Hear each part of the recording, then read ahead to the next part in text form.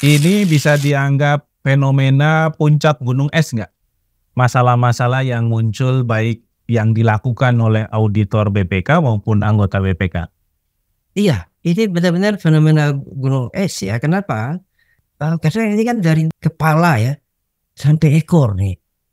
Dan ini kadarnya nilainya itu sudah bukan main-main lagi ya. Termasuk yang kosasi itu 40M gitu ya. Betul. Diambil sendiri pula kan? Diambil sendiri dan artinya gini, kalau nilai suapnya segitu, berarti kok korupsi program atau anggaran itu lebih besar lagi. Lebih besar lagi. Dengan pengertian anggaran yang dipakai untuk proyek itu markupnya luar biasa. Bisa triliunan sebenarnya. Bisa triliunan markupnya gitu loh. Contoh yang konteksnya kasus food estate ya, yang jadi fakta persidangan juga dalam kasus SYL, mantan Menteri Pertanian, ya, itu kan requestnya 12 miliar, Roy. 12 miliar. Ya. Artinya anggaran kan otomatis kan kalau pihak yang dimintai duit itu ya sekian miliar, otomatis kan bukan uang kantong pribadinya.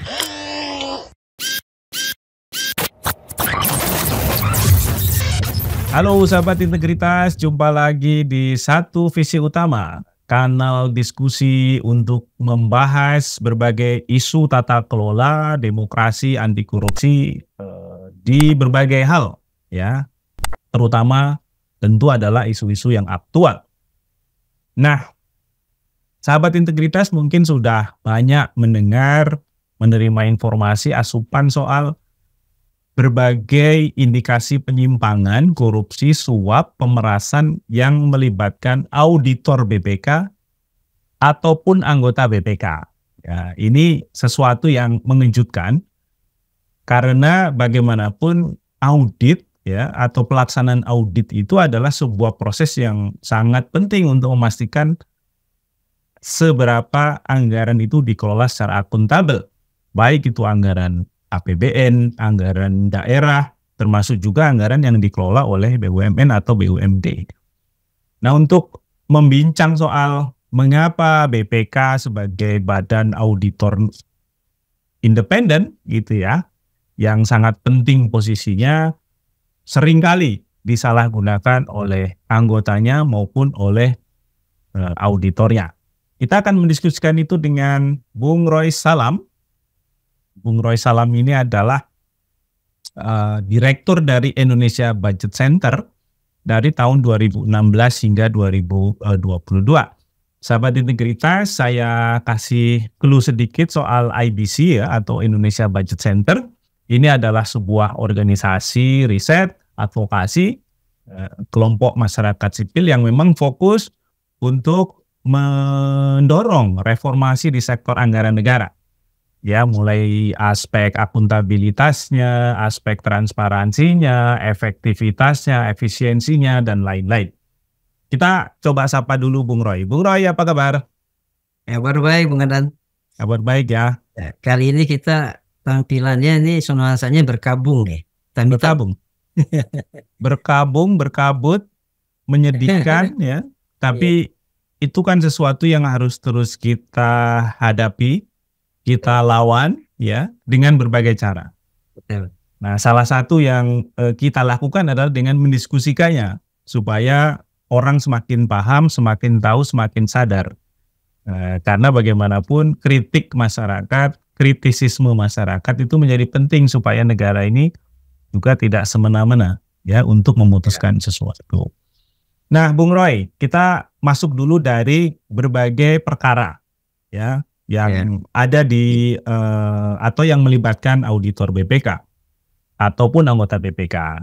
Kita bisa sebut misalnya salah satunya yang lagi rame itu kan soal permintaan 12 miliar uang oleh auditor BPK supaya proyek food estate yang ada di Kementan itu bisa diamankan.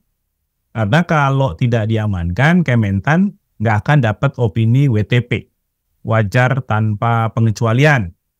Sebelumnya juga ada kasus yang melibatkan PJ Bupati Kabupaten Sorong, di mana di sini juga auditor BPK-nya terkena, bahkan KPK itu sudah melakukan penggeledahan ruang anggota BPK. ruang anggota BPK bernama Pius Lustrilanang. Ya. Sebelumnya KPK juga melakukan proses hukum terhadap Ahsanul Kossasi, anggota BPK yang terlibat dalam kasus suap proyek BTS di Kementerian Komunikasi dan Informasi. Nilainya 40 miliar. Dan yang mengejutkan, Kossasi ini menyewa, ya, kabarnya dalam persidangan itu sudah diungkap faktanya, menyewa sebuah rumah hanya untuk menyimpan uang 40 miliar itu. Jadi kita belum ngomong soal proyek kereta api yang auditor BPK-nya juga jadi tersangka. Sebelum-sebelumnya ada ketua BPK, ya, tahun-tahun yang kalau kita tengok lagi di Google pasti akan sahabat integritas dapatkan, Hari Azhar Nasution. Ya, ini namanya disebut-sebut di dalam Panama Papers. Karena punya perusahaan cangkang di luar negeri, alamatnya di gedung DPR. Dan ini yang kemudian diungkap oleh Tempo. Banyak lagi yang lain yang melibatkan para auditor BPK di berbagai tempat. Nah, Bung Roy, kalau kita ngomong soal BPK, ini kita belum masuk ke soal problem institusinya ya atau BPK-nya. Kalau kita ngomong soal BPK, dia seberapa strategis sih kalau kita kaitkan dengan perannya misalnya KPK? Karena mungkin sahabat integritas dan publik secara umum masih melihat KPK sebagai sesuatu yang lebih populer ya, lebih terkenal gitu. Tapi BPK sendiri adalah sesuatu yang strategis. Namun ketika ada ya persoalan-persoalan integritas, korupsi, suap, terkesan kok kemarahan publiknya itu berbeda dengan ketika ada perkara suap, korupsi yang melibatkan orang KPK gitu ya. Nah, Bung Roy bisa ceritakan sedikit peran strategisnya BPK itu sebenarnya seperti apa dalam konteks tadi membangun tata kelola pemerintahan yang bersih, akuntabilitas anggaran dan lain-lain. Silakan Bung Roy. Ya, terima kasih Bung Adan. Ya, ketemu lagi ya, sahabat integritas. Jadi memang BPK ini kalau kita lihat di dalam undang-undang dasar ya, konstitusi, dan juga kemudian di undang-undang BPK itu peran BPK itu sangat penting ya, sangat penting dalam memastikan setiap rupiah ya, uang rakyat atau harta negara itu tidak diselewengkan oleh penyelenggara. Siapa penyelenggara? Yaitu eksekutif, legislatif, ya, dan juga lembaga kehakiman, gitu ya. Jadi memastikan uang rakyat itu 1 sen itu dikelola secara baik, ya, efektif dan efisien. Mengapa posisi BPK ini menjadi sentral? Karena memang fungsi yang mengawasi uang rakyat ini atau kekayaan negara ini, selain DPR yang punya fungsi pengawasan, itu ada di ujungnya itu BPK. Kalau kita lihat dalam siklus anggaran mulai dari siklus anggaran itu mulai dari direncanakan, kemudian dianggarkan, ya, dibahas dan ditetapkan, lalu dilaksanakan, terakhir itu diawasi. Nah, BPK itu ada di situ. Dia mengawasi seluruh tahap proses pelaksanaan tata kelola keuangan negara. Jadi unsur pentingnya di situ. Jadi setiap ada penyimpangan uang negara, BPK itu dia bisa memastikan, dia bisa mendeteksi di mana tahap-tahap mana itu yang menyebabkan uang negara itu bisa dikorupsi. Nah, sehingga sebetulnya kalau kita lihat dalam beberapa praktik korupsi anggaran, selalu tidak peran BPK itu ada di situ sebetulnya. Kalau BPK itu bisa mengawasi secara baik, secara profesional, maka sebetulnya uang rakyat itu aman. Gitu. Jadi kalau kita lihat kasus-kasus korupsi ya yang diungkap oleh KPK gitu ya, atau juga kejaksaan, sebetulnya ada unsur lemahnya pengawasan di situ. Kalau kuat pengawasan, pasti tidak akan terjadi. Gitu. Nah, memang ini menjadi tantangan kita karena entitas yang dikelola entitas uang negara atau harta negara yang dikelola oleh eksekutif ya, itu cukup besar ya, bukan cukup lagi tapi sangat besar karena ada ribuan triliun ya.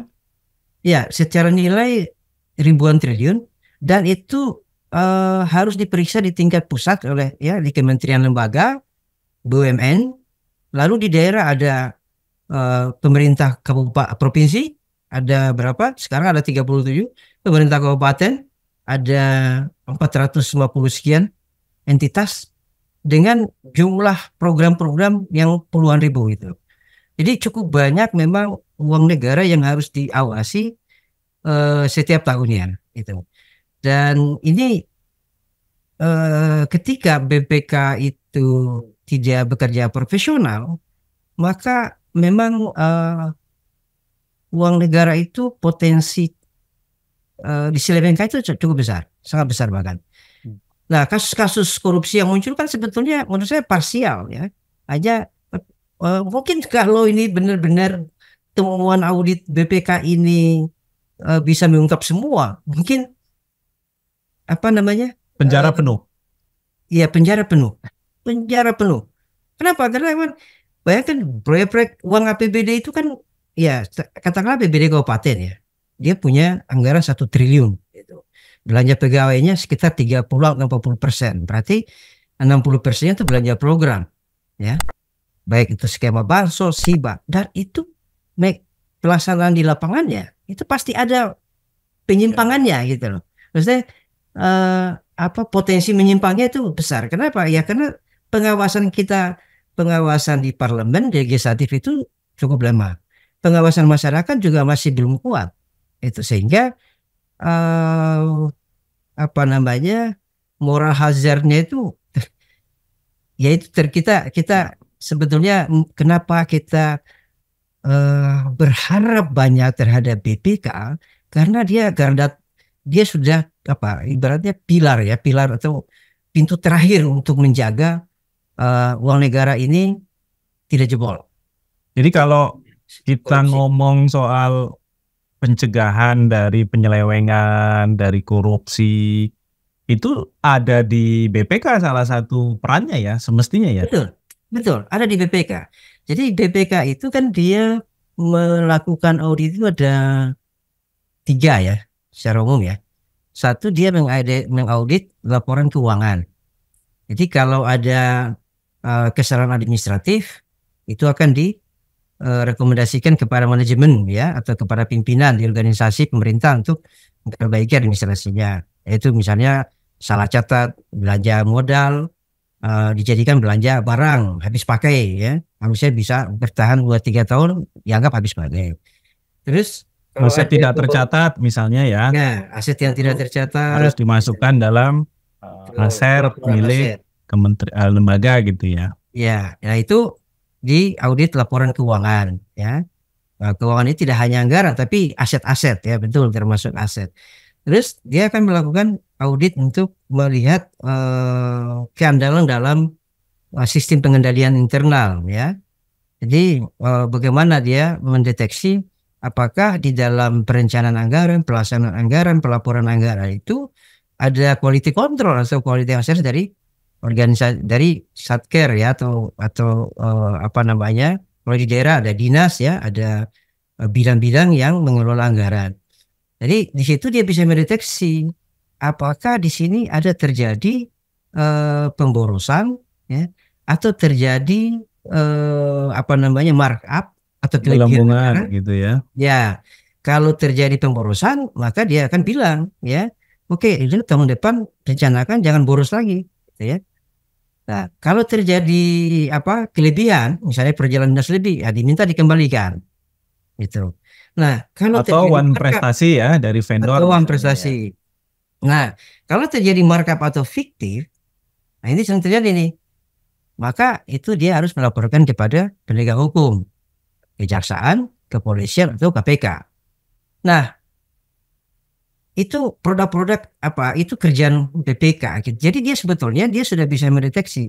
Saya pernah dulu dengan siapa anggota BPK ya, Hasan Bisri ya udah salah. Jadi BPK itu sebetulnya dia sudah bisa mengetahui apakah terjadi korupsi atau tidak dari laporan keuangan.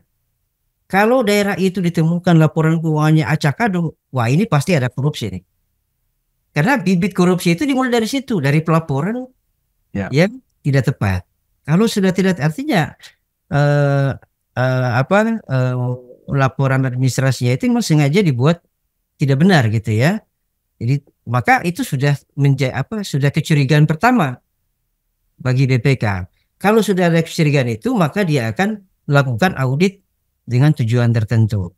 Nah itu di terakhir ya, audit dengan tujuan tertentu untuk memastikan berapa kerugian negara, bagaimana proses terjadinya kerugian negara, ya itu kemudian rekomendasi disampaikan kepada penegak hukum. Penegak hukum sampai nanti ada mungkin konklusi berapa nilai kerugian negara gitu ya. Betul. Dari indikasi penyimpangan. Yes. Kalau bahasa yang umum itu audit investigasi gitu ya. Iya. Nah makanya kasus-kasus yang muncul sekarang ini gitu ya, dan itu makin marak tentu ini apa namanya, Roy, ini bisa dianggap fenomena puncak gunung es nggak? Masalah-masalah yang muncul baik yang dilakukan oleh auditor BPK maupun anggota BPK. Iya, ini benar-benar fenomena gunung es ya. Kenapa? Karena ini kan dari kepala ya sampai ekor nih, dan ini kadarnya nilainya itu sudah bukan main-main lagi ya. Termasuk yang kosasi itu 40 M gitu ya. Itu diambil sendiri pula kan? Ambil sendiri, dan misalnya ini artinya gini, kalau nilai suapnya segitu, berarti kok korupsi program atau anggaran itu lebih besar lagi. Lebih besar lagi. Dengan pengertian anggaran yang dipakai untuk proyek itu markupnya luar biasa. Bisa triliunan sebenarnya. Bisa triliunan markupnya gitu loh.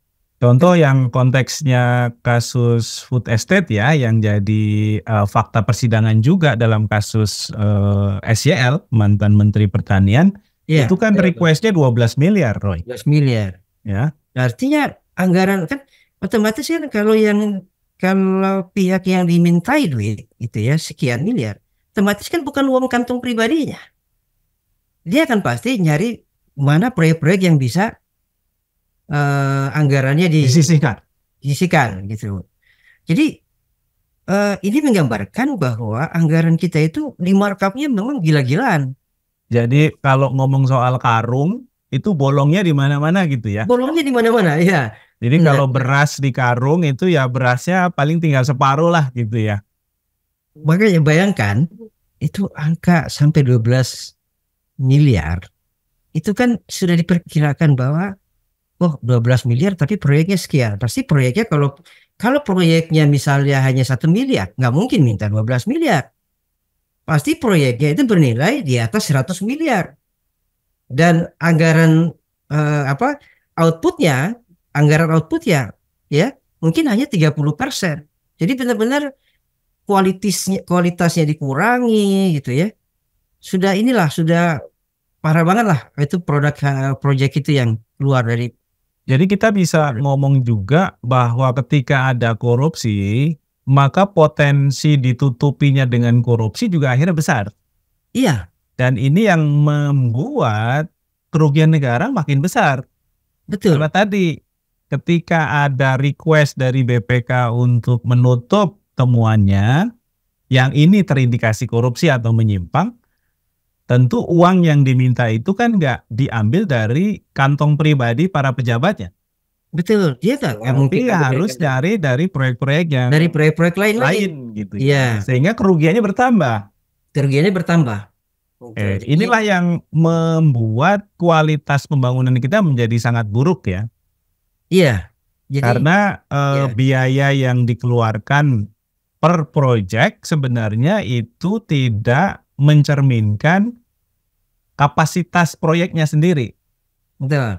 Jadi ya tidak mencerminkan outputnya ya, bahwa jumlahnya dari sisi jumlah dan kualitas gitu. Bisa jadi proyek itu misalnya jalan ya, jalan yang dibangun katakanlah 1 kilometer gitu. Setelah dikorupsi mungkin jalannya tetap 1 kilometer ya, tapi ketebalannya itu berkurang. Berkurang Ya, jauh. berkurang jauh. Atau tadi ukurannya diperpendek gitu ya, diperpendek. Jadi itu pasti diselingi laporan fiktif lagi gitu ya. Atau yang paling parah proyeknya fiktif. Atau paling parah proyeknya fiktif. Dan itu tergambarkan dari beberapa kasus tuh, untuk dia Iya. bisa Menutup. menutup ya uang suap itu, maka dia harus membuat proyek fiktif. Buat laporan seolah-olah ada proyek, padahal nggak ada proyek gitu. Padahal nggak ada proyek. Toh kan nanti mereka laporkan lagi ke BPK gitu ya. Jadi sebenarnya Roy, BPK ini juga ibaratnya kucing ya. Kalau kita ngomong soal koruptornya itu tikus, sebenarnya BPK-nya ini kucing ya. Iya, Sama seperti KPK lah gitu ya. Wewenangnya juga ternyata besar loh. ya, Karena akhirnya dengan kewenangan itu mereka bisa bergain, cari duit gitu ya, dapat sesuatu. Eh, Padahal mereka itu kan nggak punya senjata. Mereka itu nggak punya kewenangan seperti KPK manggil, meriksa, kemudian menetapkan sebagai tersangka, memanggil sebagai saksi gitu ya. Tapi kenapa juga cukup menakutkan Roy mereka ini? iya. Jadi balik lagi ya, bahwa setiap anggaran yang digunakan oleh entitas yang diaudit gitu ya, yaitu pemerintah pusat ya, di kementerian lembaga atau di dinas-dinas daerah itu mereka harus melaporkan ya, proyek yang atau anggaran yang mereka gunakan. Jadi ketika terjadi kesalahan atau ada ditemukan ada penyimpangan, otomatis eh, itu eh, mereka khawatir bahwa eh, hasil audit BPK itu akan dilaporkan ya ke penegak hukum. Kan untuk tadi ya, kalau ditemukan tadi proyeknya itu ada marka fiktif, otomatis itu BPK akan melakukan audit dengan tujuan tertentu untuk mendalami Itu audit awal dari mulainya proses hukum masalahnya itu ya. betul. Sehingga Terus mereka juga nggak mau daripada terungkap kemudian juga jadi perkara hukum, ya udahlah cincai di depan gitu ya. ya, itu kira-kira. Jadi kan begini sebetulnya ya. Audit BPK itu kan sudah ada mekanismenya ya. BPK itu melakukan audit. Dia sudah menentukan objek, dia sudah bikin SOP kepada auditornya gitu ya. Ada standar audit gitu. Jadi di lapangan sebetulnya BPK sudah punya semacam guidance dalam melakukan audit gitu. Nah, otomatis ketika ada temuan, ya temuan itu kan pertama mereka rekomendasikan dulu itu. Jadi temuan itu mereka akan konfirmasi ya. Nah, dari konfirmasi itu tentu kalau proyek itu misalnya hanya salah catat, itu nggak masalah itu. Hanya salah catat. Tapi kalau proyek itu sampai duitnya sudah hilang, Kan sudah keluar. ya, sudah keluar, dan nilai proyeknya itu sudah apa istilahnya, output proyeknya itu sudah dikurangi kualitasnya itu dan sudah harus dilaporkan gitu, maka mereka kan sudah kena penalti gitu.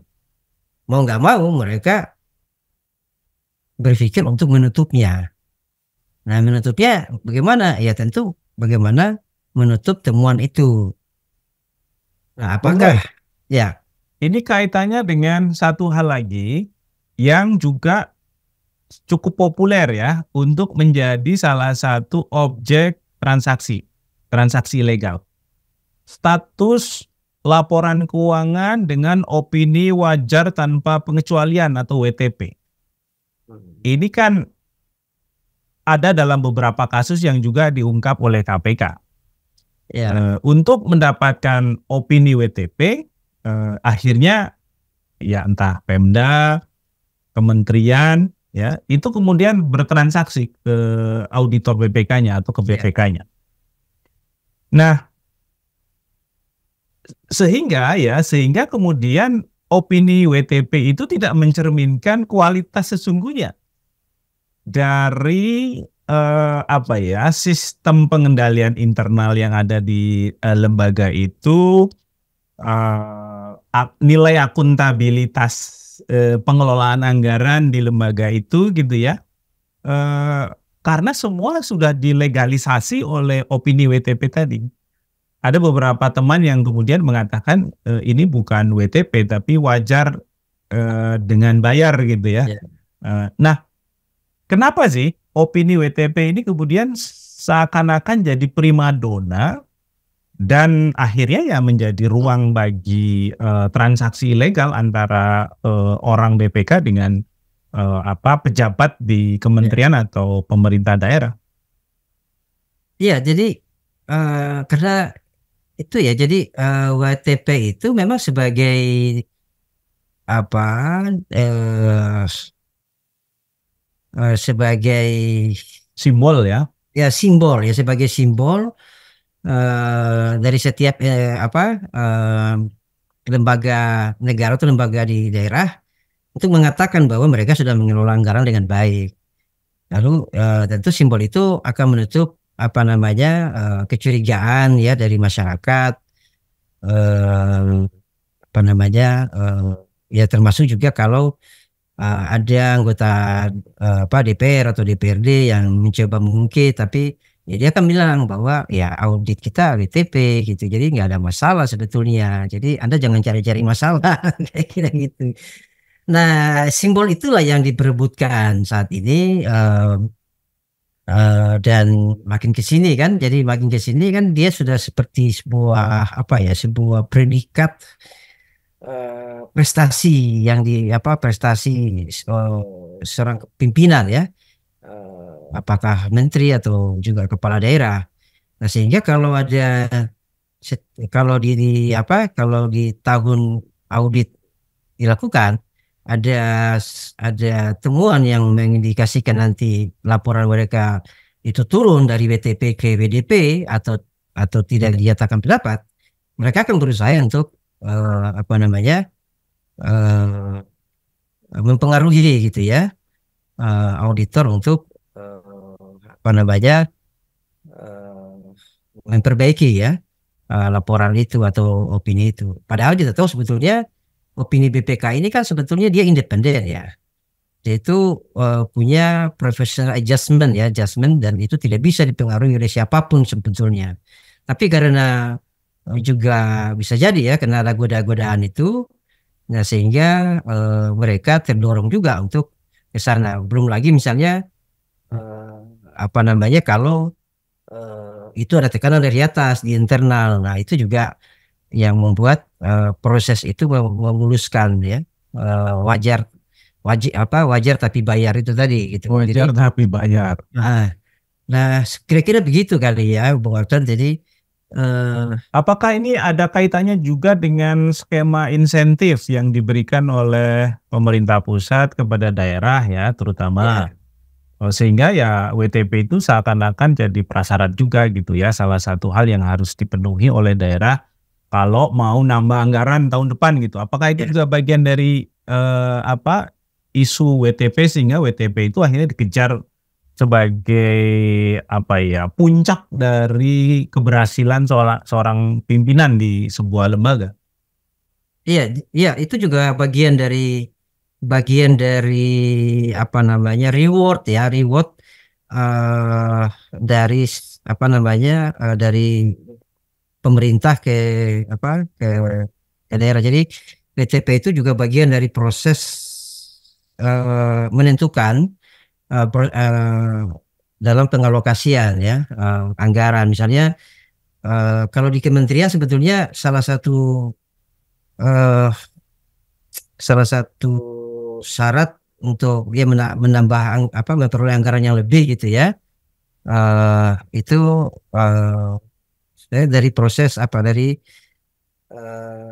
review yang dilakukan oleh Kementerian Keuangan. Sebenarnya salah satunya juga ukurannya juga WTP tadi gitu ya.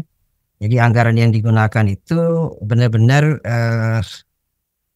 mendapatkan opini wajar WTP tadi, wajar tanpa pengecualian gitu, sebagai simbol dari akuntabilitas dari anggaran yang digunakan tahun sebelumnya, sehingga tahun berikutnya dia bisa punya argumen kuat untuk meminta tambahan anggaran. Nah di daerah itu, kalau di daerah salah satu mekanisme pemberian transfer pusat ke daerah, salah satu syaratnya adalah WTP juga ya.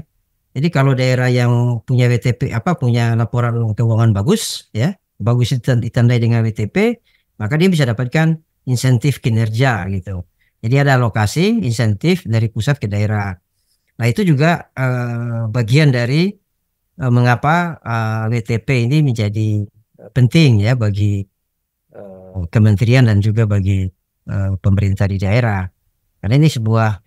Karena era kita saat ini sebetulnya kan era akuntabilitas ya. Jadi akuntabilitas itu sudah menjadi ikon, tapi sayangnya memang ya tadi dicederai dengan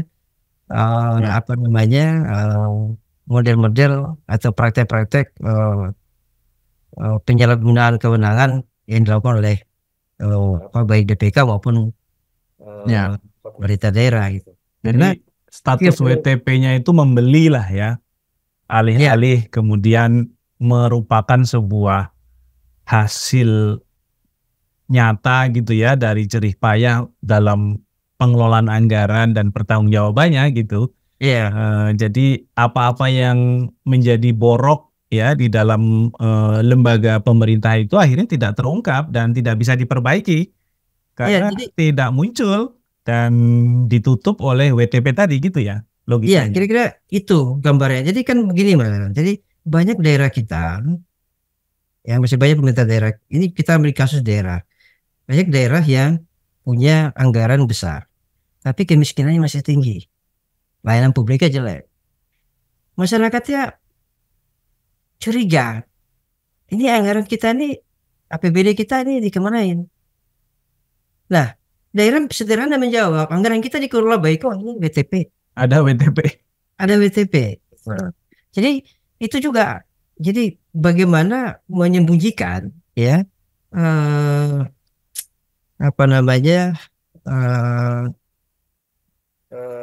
busuknya kinerja pengelolaan gitu ya, bagaimana menjaga kebusukan itu dengan WTP. Makanya ya sebenarnya kalau kita lihat WTP ini sebenarnya bukan sebuah simbol bahwa di situ tidak ada penyimpangan gitu. Nah itulah yang kemudian kita lihat pimpinan kita tidak siap dengan keburukan nya sendiri ya dalam mengelola sumber daya negara.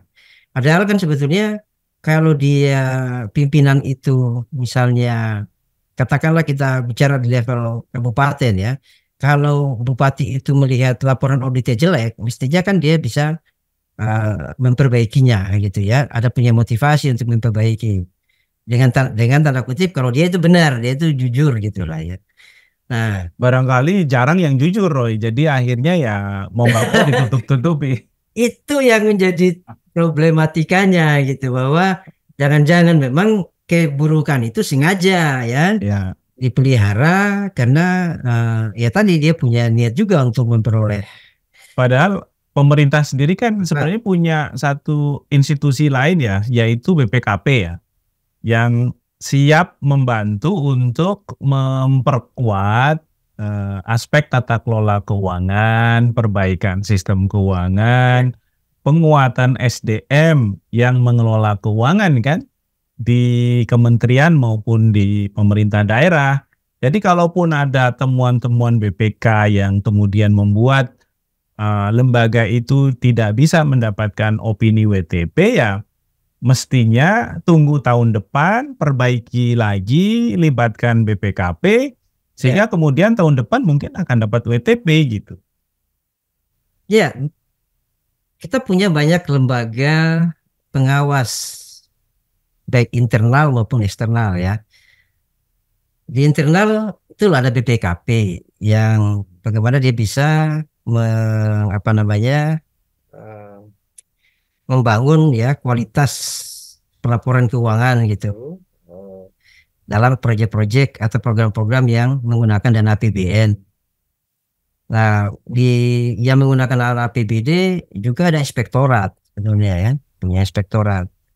Pengawas internal ya. Pengawas internal. Nah, APIP istilahnya sekarang disebut APIP. Nah, sebetulnya kalau daerah itu ingin dapat WTP itu sebenarnya mudah, tanpa perlu membayar, ya mudah, karena dia hanya memperbaiki pelaporan administratif, sesi keuangan dan aset gitu ya. Terus kemudian dia memperbaiki perencanaan anggaran gitu ya. Dia menghindari memperbaiki kualitas rencana kerja anggarannya agar anggaran yang digunakan yang direncanakan dan dilaksanakan itu benar-benar tidak terjadi pemborosan atau tidak ada penggelembungan. Jadi kalau itu ada mekanisme kontrol internal, APIP berperan secara sesungguhnya gitu ya, tidak dipengaruhi oleh kepala daerah, maka sebetulnya laporan keuangan daerah itu pasti akan baik gitu ya, karena dia dibimbing oleh APIP. Nah, dan sudah ada standar pelaporan keuangannya gitu ya. Betul, tinggal diikuti kan. Betul, kan BPK melakukan audit kan menggunakan SAP. Nah, daerah bisa mengikuti standar-standar itu untuk memenuhi kriteria mereka mendapatkan opini WTP. Jadi kalau mereka serius untuk memperbaiki atau membaikkan diri dalam mengelola anggaran dan aset ya negara dan daerah, maka mereka tidak sulit untuk mendapatkan WTP. Tapi ya. Sekarang kita coba lihat lagi soal BPK-nya ya. Karena di situ yang terlibat itu ada auditor BPK, ada anggota BPK. Nah, ini problemnya apa sih, Roy? Sehingga BPK yang tadi fungsinya sangat strategik, wewenangnya juga cukup besar ya untuk menentukan apakah dalam audit itu ada masalah atau tidak, itu menjadi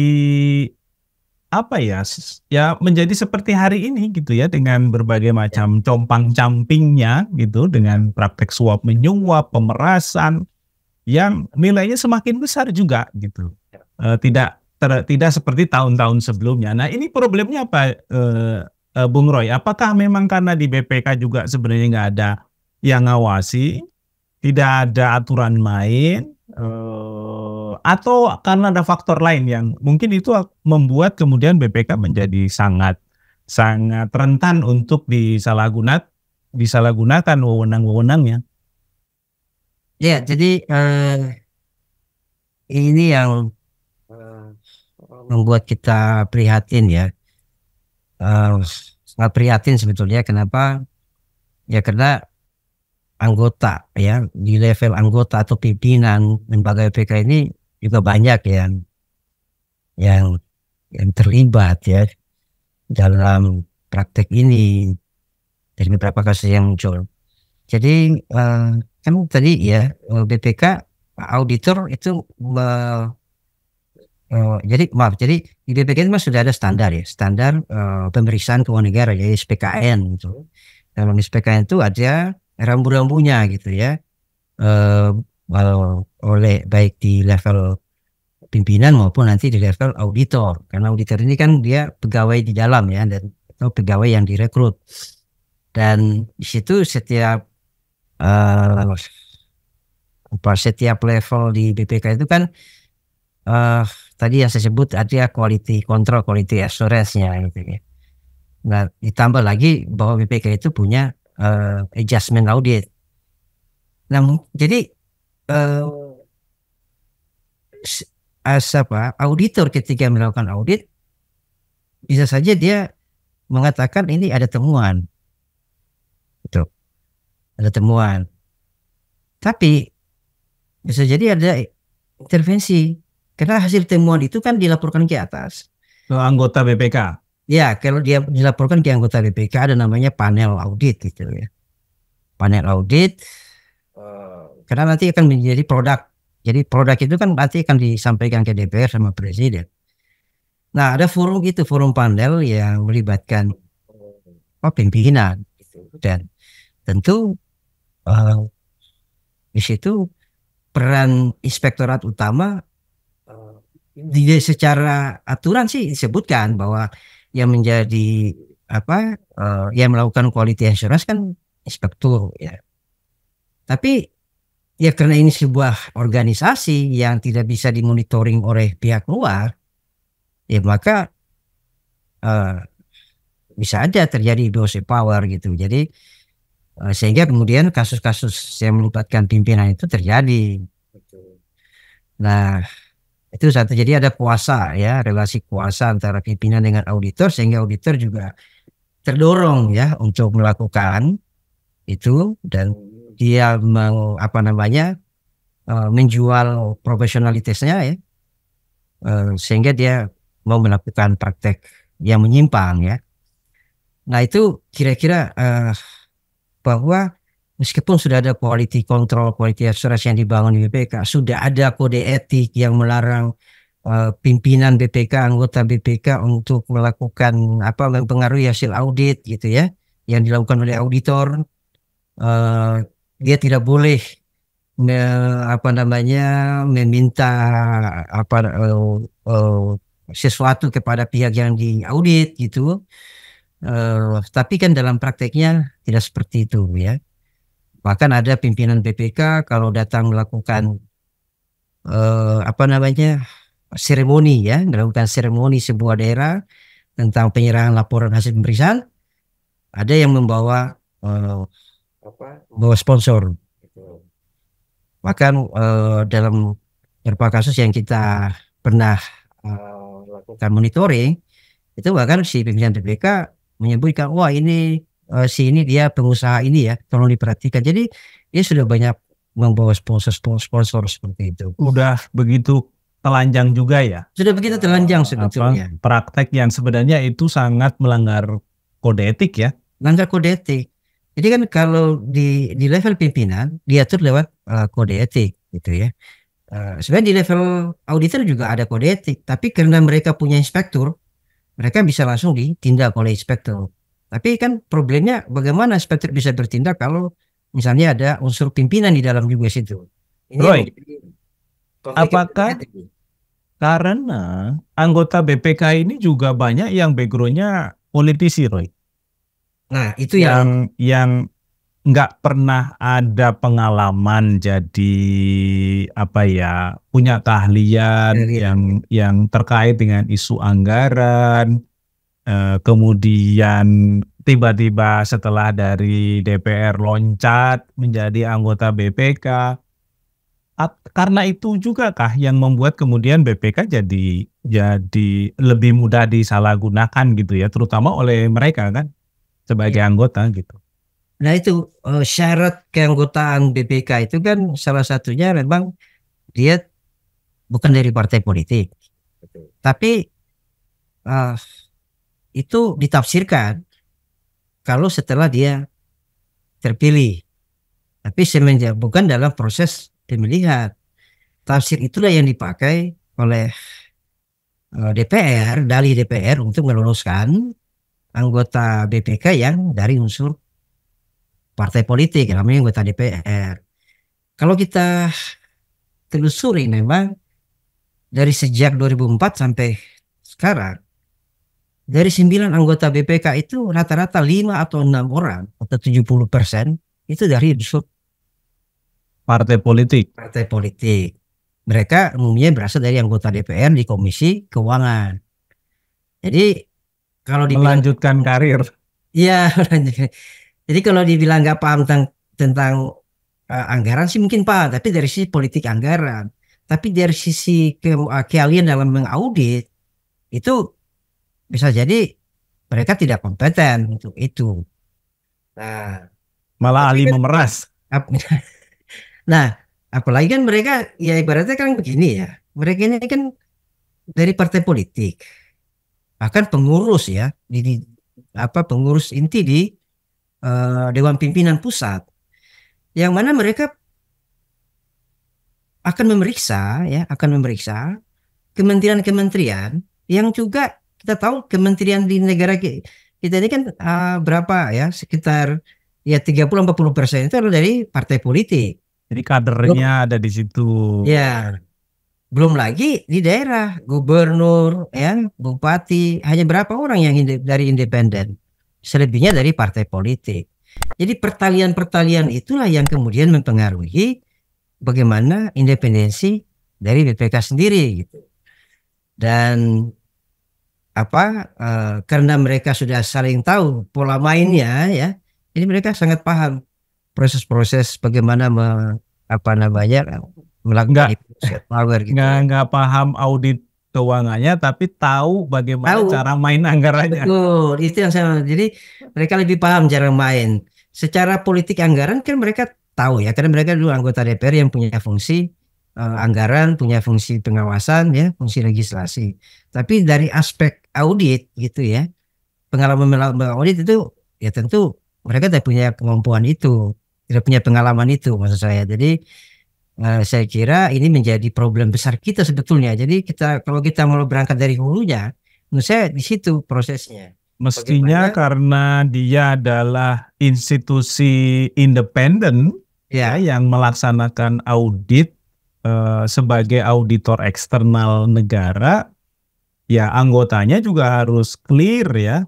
harus clear. Apakah mereka itu anggota partai, dari partai atau bukan gitu. Ya, Nah, Roy, ini kan persoalannya BPK ini anggotanya kan dipilih oleh DPR aja nih, Bung Roy. nah, Ya kan? Panselnya juga DPR yang buat. Ya ada sih di situ pertimbangan DPD itu disertakan gitu ya. Tapi betul. kan panselnya full adalah mekanisme politik di DPR. Ya, Nah itu kenapa kemudian ya temennya ya pada lolos tuh dalam seleksi gitu ya. iya, Akhirnya menjadi anggota BPK.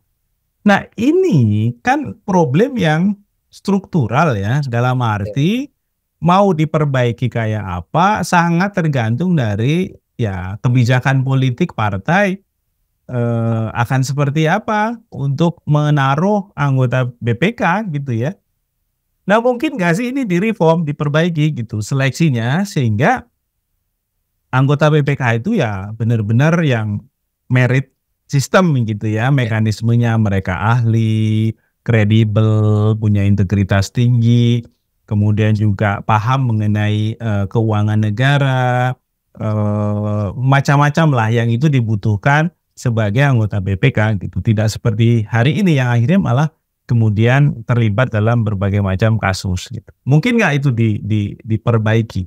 Dan bagaimana caranya kalau harus diperbaiki? sebenarnya sangat mungkin ya itu bisa dilakukan reform. Justru saya kira itu menjadi masukan atau rekomendasi sebetulnya. Waktu itu ada masyarakat sipil dan juga sebenarnya waktu itu dengan para anggota BPK ya yang dari kalangan profesional mendorong agar ada reform dalam proses rekrutmen BPK, mulai dari persyaratannya sampai pada mekanismenya. Nah, persyaratan itu ya tadi benar-benar diperjelas batasan dia sebagai seorang dari partai politik. Apakah dia boleh mendaftar itu kalau dia tidak menjadi pengurus. Jadi ada memperjelas ya, tidak menjadi pengurus selama sekian tahun misalnya ya. Katakanlah kalau di di KPK atau di MK ya, itu kan ada jeda gitu ya. Nah, begitupun PPK mestinya begitu juga, ada kejelasan itu. Jadi tidak dijadikan apa namanya tafsir-tafsir yang itu kembali ke Komisi 11 DPR. Nah, begitupun juga dengan mekanismenya. Jadi perlu ada kepanitiaan. Nah, kepanitiaan ini karena di situ karena memang PPK ini unik ya, karena dia uniknya itu berbeda juga dengan MK kan. MK ada ininya panselnya dari luar ya, Dari masing-masing ini ya, dari masing-masing perwakilan ya, perwakilan. ada MA, kemudian eksekutif atau Iya. DPR ya, masing-masing memilih sendiri berdasarkan Memilih sendiri. skemanya gitu ya. Betul. Nah, itu yang mestinya bisa mengikuti pola itu ya. Karena kan posisi BPK kan juga bagian, kalau dulu kan namanya lembaga tinggi negara di BPK nih. Sederajat dengan Roy, sorry, saya potong. Kenapa seleksi anggota BPK itu hanya dilakukan oleh DPR? Apakah karena memang by default BPK itu adalah tangan DPR untuk mengawasi pemerintah? Secara aku belum tahu secara ini ya, bukan belum tahu, tapi sejarah dari terbitnya undang-undang BPK ini kan, itu karena ada di undang-undang itu ya, bahwa Komisi 11 itu DPR itu membentuk kepanitiaan. Sementara sementara di kamar yang lain juga ada DPD gitu, yang juga punya kepentingan terhadap dalam proses pemilihan BPK. Nah, karena itu ada dalam undang-undang, mestinya bisa diubah. Jadi ya tadi DPD mestinya ada kepanitiaan bersama nih. Paling tidak kalau dia mekanismenya tidak mengikuti MK, maka perlu ada mekanisme juga di BPK, ada kepanitiaan bersama antara DPD dan DPR, dalam hal ini Komisi 11. Nah, kan proses pengumuman ya, pendaftaran itu kan dari Komisi 11. Kemudian seleksi administratif juga Komisi 11. Meskipun misalnya ada masukan masyarakat bahwa ini tidak kompeten, mereka tetap jalan aja gitu. Nah, padahal misalnya DPD misalnya melakukan Tracking. ya tracking ya, kemudian mereka merekomendasikan bahwa ini yang layak gitu. Ya itu juga karena dia tidak jadi dia dianggap sebagai masukan saja gitu ya, dia tidak posisinya tidak setara gitu. DPD itu meskipun senat gitu ya, senator gitu, tapi dalam konteks wewenangnya lebih kecil sebenarnya daripada DPR ya. Iya, sangat.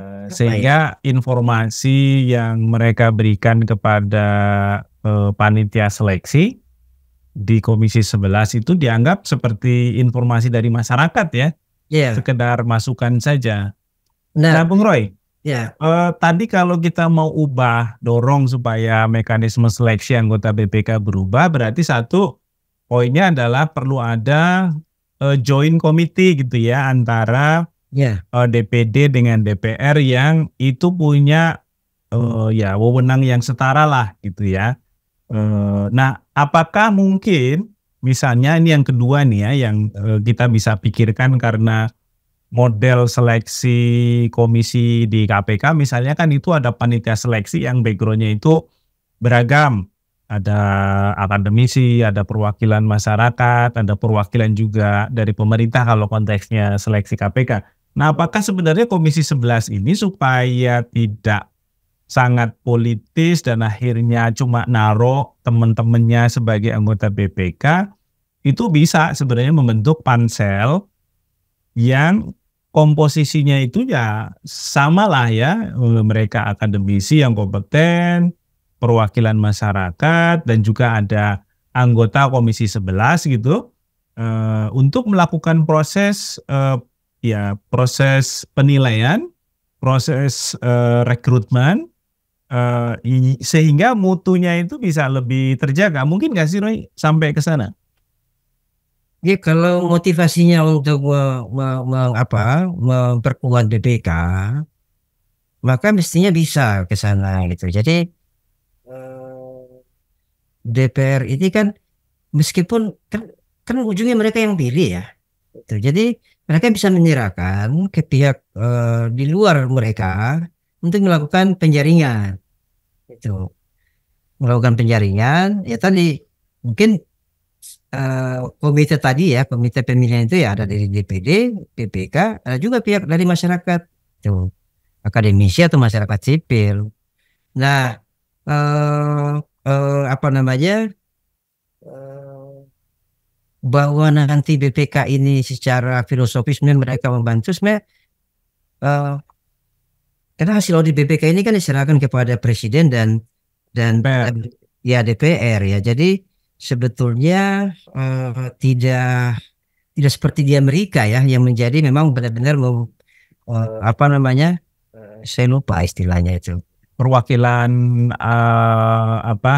representasi dari kontrol DPR gitu ya lewat Betul, tangan auditornya gitu ya, tentang enggak ya? auditor. Ya, itu kalau di Amerika. Nah, di kita nggak begitu. Walaupun kita di DPR itu punya BAKN ya, Badan Akuntabilitas. Nah, atau mungkin nanti ke depan jangan lagi ke Komisi 11 tapi ke BAKN. Ke BAKN. Ke BAKN karena dia punya fungsi untuk melakukan ya dia mereview hasil audit BPK, dia berkoordinasi dengan BPK. Jadi mungkin lebih lebih pasti loh Lebih BAKN nyambung juga gitu lebih ya. nyambung gitu loh. Nah, ketimbang lewat komisi ya lewat badan. Jadi mungkin kalau lewat badan bisa lebih cair gitu ya, lebih apa namanya, bisa mengakomodir kepanitiaan bersama tadi ya, join apa komite itu gitu, dan bisa juga melibatkan partisipasi publiknya ini yang menurut saya yang penting gitu. Seingat saya waktu ada BAKN justru mereka juga berharap sebetulnya agar peran atau posisi BPK ini benar-benar profesional ya, perform. Nah tentu dengan memperbaiki mekanisme itu. Seingat saya karena waktu 2014 pernah berinteraksi untuk memperkuat BKN dan juga bagaimana mendorong perubahan di BPK. Dan rekomendasinya waktu itu adalah bagaimana memperkuat eh, kemandirian BPK dengan merevisi syarat-syarat itu, syarat-syarat keanggotaan dan proses pemilihan. Nah itu yang saya kira kalau dikatakan mungkin sebenarnya memungkinkan ya, kembali lagi kepada DPR. Saat ini RUU BPK itu kan sedang bergulir ya. Ya dia bagian dari RUU prioritas sebetulnya, tapi dari tahun 2018 itu sudah ada naskah akademiknya. Dan saya nggak tahu kenapa sampai hari ini masih belum ada pembahasan ya untuk atau menuntaskan revisinya. Nah, itu Malah saya kira tiba perlu malah didorong. malah tiba-tiba undang-undang MK udah mau jadi aja nih revisinya. Itu RUU ya penyiaran tiba-tiba nongol. nongol gitu. Nah, apalagi yang lain gitu ya, yang kita nggak harap itu diubah dulu gitu ya, tapi kemudian muncul justru di depan gitu. Oke lah, Iya, Bung Roy, ini kita sudah panjang diskusinya. Jadi hari ini memang kita diskusinya cukup panjang karena memang ini adalah masalah yang perlu diketahui oleh banyak orang, mengingat tidak banyak yang menaruh perhatian terhadap BPK. Mengingat selama ini ya cara pandang kita masih melihat KPK adalah sentralnya iya, untuk mendorong agenda pemberantasan korupsi, padahal BPK ada di dalamnya juga dan juga punya peran yang sangat strategis gitu ya. Jadi kalau BPK-nya juga babak belur, hancur gitu, ya kita mau berharap ke mana lagi? iya, Kita ngomong soal KPK-nya juga sudah ada masalah hari ini. Kita ngomong soal MK juga udah mulai diotak-atik kembali. Akhirnya kita juga melihat BPK berantakan gitu ya karena problem korupsi, karena politisasi anggota BPK. Yang ini membuat ya akhirnya pekerjaan-pekerjaan BPK yang benar jadi tidak legitimate gitu ya, terpengaruh oleh masalah-masalah korupsi, suap, pemerasan yang melibatkan auditor BPK dan anggota BPK. Demikian sahabat integritas, diskusi yang panjang ini tapi menarik dengan Bung Roy Salam. Kita ketemu lagi di lain waktu. Jangan lupa subscribe kanal kita di Satu Visi Utama, like, komen, dan share jika memang konten ini bermanfaat. Kita ketemu lagi di lain waktu. Sampai jumpa.